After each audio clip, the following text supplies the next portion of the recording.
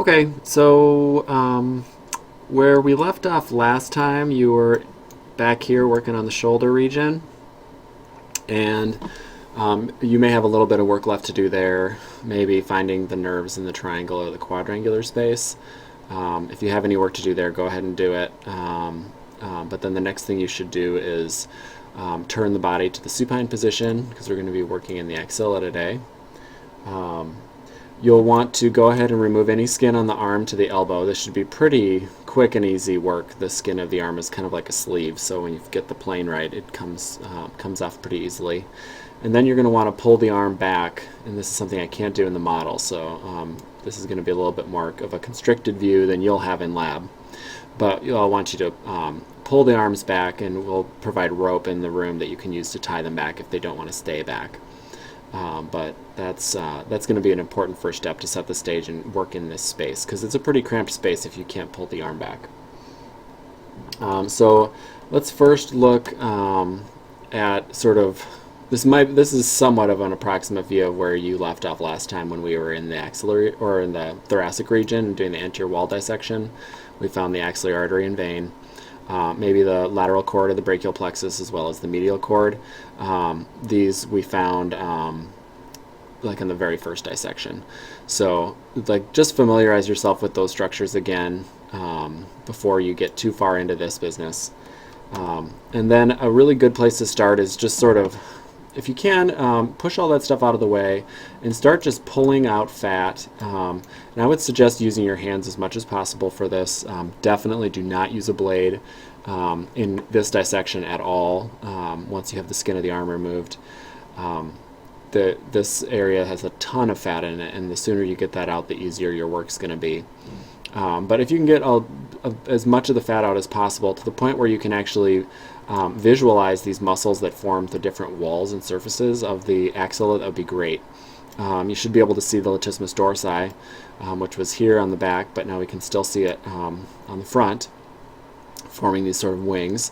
The serratus anterior, which we saw before, on the chest wall, forming the medial wall of the axilla. Way in the back, we should be able to find the subscapularis muscle, which is on the anterior surface of the scapula. And then the teres major is also visible in this space. It looks a lot like the latissimus dorsi, but they are distinguishable in this space.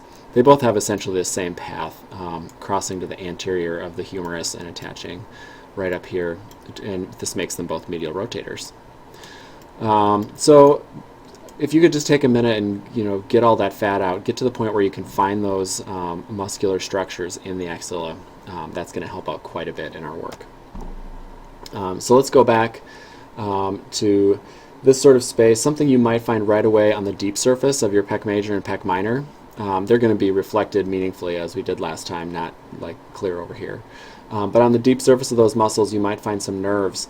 And on the deep surface of the pec major, you might want to look for this lateral pectoral nerve. This will be on the deep surface of pec major only. And then on the deep surface of pec minor, you might find the medial pectoral nerve. This one also goes through the minor and then also supplies pec major. So pec major actually gets both, but if you're looking for them on the deep surfaces of the muscles, that would be the ones to look for. So this sort of shows that medial pectoral nerve going through the pec minor, and then it would be going to the pec major. So then let's sort of zoom into this space. The pec minor is a helpful landmark because if we look at the axillary artery right before the pec minor, there's several branches coming off of this thing called the thoracoacromial artery. This is the artery that emerges from the axillary artery just medial to the pec minor. It's a really reliable landmark.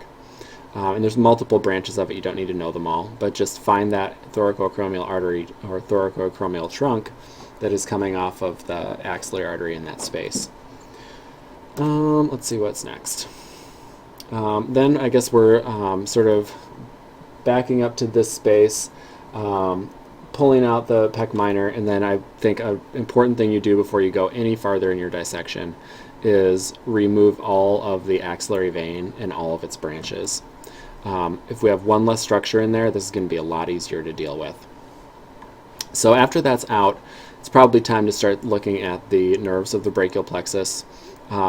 If you can just sort of squint your eyes a little bit and visualize this M-shaped structure that you see here, the letter M that's laying on the axillary artery.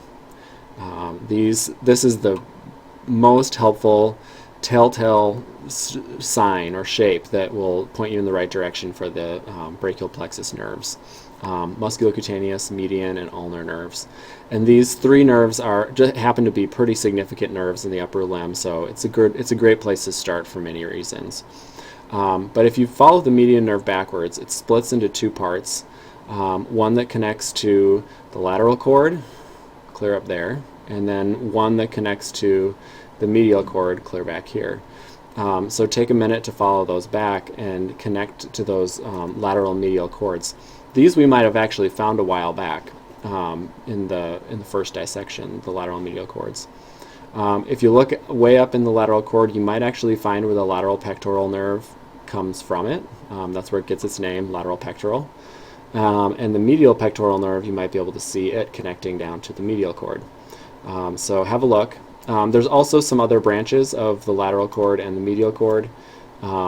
Those would be best demonstrated on your cadaver, not in this sort of compressed anatomical space that we're looking at here. I highly recommend having a schematic figure from Grants or Netter's open, and just do your best to use that schematic to approximate what it should look like. I have never found a axilla that could not be reasoned using a good schematic. So let me just go back really quick, just 1 second. So this is here where we left off. We had the artery and we had all these nerves around it. You should be able to grab all of these nerves of the lateral cord and the nerves of the medial cord and the axillary artery and its branches and sort of push them superiorly in order to find what's behind them. Because there's actually a third cord called the posterior cord, and that is basically tucked behind the axillary artery. So you have to push these things out of the way. There's three branches that come off relatively high near the subscapularis muscle, and one's called the upper subscapular, the lower subscapular, or superior and inferior. I like upper and lower. And then there's a middle subscapular that's also called thoracodorsal nerve. This thoracodorsal nerve is so named because it goes all the way down and supplies the latissimus dorsi muscle. So thoracodorsal in your mind should be equivalent with latissimus dorsi. If you go back to the posterior cord, there's two more significant branches. There's the axillary nerve, which goes back through the quadrangle to the deltoid, and then there's the radial nerve, which we found last time in the triangular interval, but we can find it passing through the axilla here. So take a minute with those posterior branches. Those are probably the harder ones, just because you have to get some access to push them all out of the way. But once you get them clean, they'll probably look just like the book. The last branch of the brachial plexus actually isn't a branch of the brachial plexus at all. This is the nerve that supplies serratus anterior. It branches from the nerves of the ventral rami much earlier than the actual formation of the plexus down here. So you can follow this nerve. We're not going to do this, but you could theoretically follow this nerve clear up all the way where it branches off the ventral rami way up in the neck. But this nerve, long thoracic, is the supply to serratus anterior. So if you clean up the surface of this muscle, you may actually just see that nerve laying right there. It's usually a quick and easy find. Okay. So then we're turning to the anterior arm. We want to also do the anterior arm and posterior arm. These are relatively simple compartments that have a small number of muscles in them, so we're going to do them today. And then in the next session, we're going to conquer the forearm and hand where volume and numbers abound. So if we look at the anterior arm, we're really just looking at three muscles. The brachialis, which lies flush against the humerus. The two heads of the biceps, short and long head. And the coracobrachialis, which is this muscle right here that lies right next to the short head of the biceps, runs from the coracoid process down to the humerus. This one's sort of notable in that the musculocutaneous nerve typically passes through it. So have a look and see if that's the case in your cadaver. If you push the biceps muscle out of the way, you'll be able to see the musculocutaneous nerve as it passes all the way through the anterior arm, and then you'll see it as it emerges. I'm going to go back really quick, and so you can see it peeking out right down here.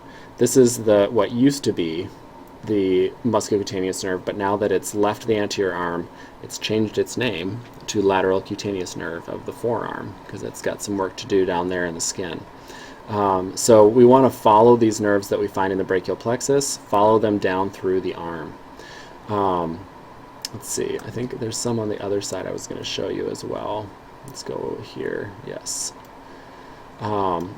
If we go to the medial side of the biceps, you can also follow things like what used to be the axillary artery and now changes to brachial. You can follow that clear through the arm down to the elbow. You can follow the ulnar nerve clear down to the elbow, and the median nerve as well. The one nerve that you're not going to be able to follow all the way in one view is the radial nerve. This one passes posterior, and this is where we found it last week in the triangular interval between the heads of the triceps. So we want to turn the arm over. We might be able to just pull the arm across the chest and do this without turning the cadaver. And then we want to take the lateral head and section it, and oops, here, let me just do this really quick. Okay, take that off, go back. Sorry about the crazy ride here. I promise it'll be worth it. Alright, so we're going to section it and pull the lateral head, at least this portion of it, away. And what that's going to do is show you the path of the radial nerve all the way through the posterior arm down to the elbow. This is also going to let us see the medial head of the triceps, the third head. So we had long head, lateral head, and then medial head is down low, right against the bone. So we'd have to have this reflected in order to see it. So that would be the very last thing that we do today. So just to sort of summarize, we're going to try and identify the muscles of the axilla, the muscles of the anterior arm, the muscles of the posterior arm, and then we'll identify the nerves of the brachial plexus and follow some of them down through the arm and see how they approach the forearm. And that'll set us up for next time when we continue those stories in the forearm and hand. All right.